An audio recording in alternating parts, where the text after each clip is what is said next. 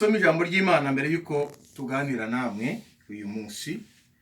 Urwandiko rw'Abaheburayo 11 umurongo wa 5 n'uwa 6 ravuga ngo kwizera niko kwatumye Enoki yimurwa mu ijuru ngo adapfa, kandi ntiyaboneka kuko Imana yamwimuye, kuko yahamijwe atarimurwa yuko yanejeje Imana. 6 ariko utizera tibishoboka yuko anezeza Imana. Turaganira namwe ibikoresho bidufasha mu masengesho. Ibikoresho bidufasha mu masengesho. Muri kino gihe abantu bose barimo basenga, bahaye baririra Imana, bahaye bataka, batakamba.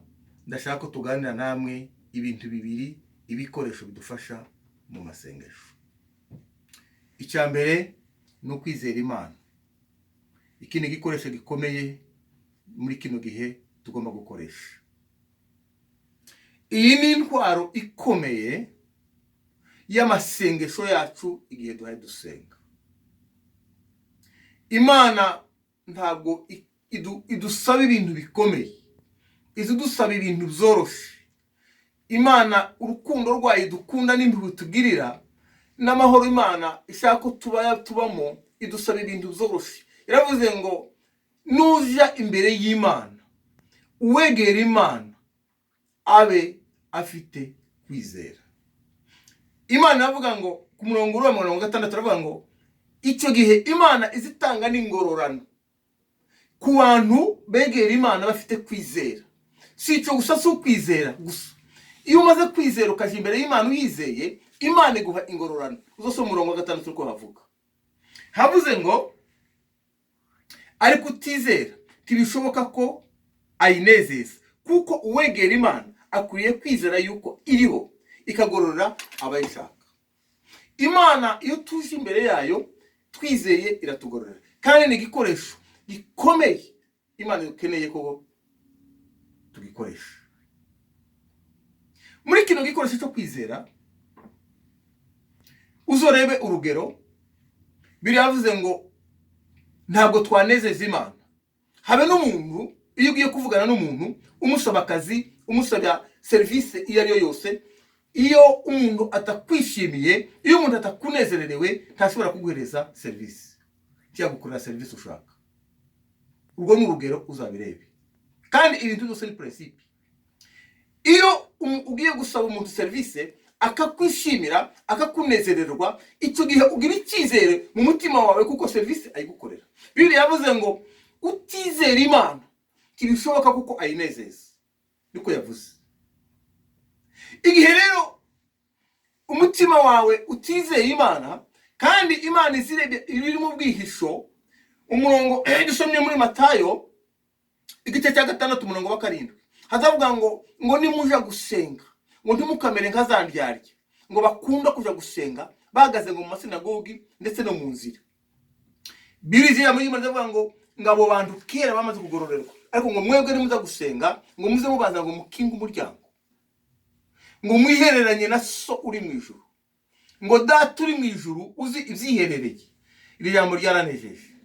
Data uri mu ijuru uzi ibyiherereye, ibiri mu mitima, ngo azaguha ingororano, azaguha izo wifuza byose. Imana iyo tutarasenga, iyo ibizi izo dukeneye, ibizi ingorane dufite, izi akaga turimo, ikibazo cyawe Imana irakizi, ingorane yawe Imana irayizi, ibibazo ufite Imana irabizi, intambara ufite Imana irazizi.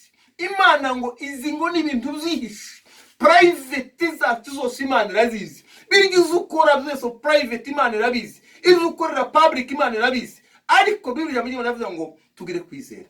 Ijambo rya kabiri, igikoresho cya kabiri nashaka kuvuga ni ukubabarira. Iki ni igikoresho gikomeye tugomba gukoresha. Bibiliya yavuze ngo nimba uzi yuko ufite icyo ufana mugenzi wawe, Matayo 5:43 haravuga ngo ni wibuka kuko hari ikintu upfana mugenzi wawe, sigituro ryawe ubanje kwikiranura.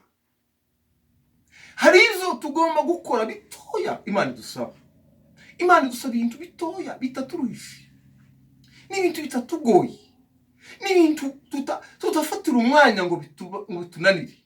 Imitima yacu yoroshe, imitima yacu iri mu ijambo ry'Imana, imitima yacu ibitsemo ubuntu bw'Imana, imitima yacu ibitsemo imbaraga z'Imana, imitima yacu ibitsemo urukundo rw'Imana. Iravuga ngo nuje gusenga ubanze ubabarire, ubanze usabe imbabazi uwo wababaje, ubanze ubabarire uwo wababaje. Ijambo ry'Imana rivuga ngo hano iyo dusomye Matayo igice cya 6:16 heravuga ngo nubabarira so mu ijuru nawe ngo azakubabarira. Ijambo ry'Imana ryoroshe, ijambo ry'Imana ritagoye, riroroshe iyo turyumviye tukagenda uko ijambo ry'Imana rivuga.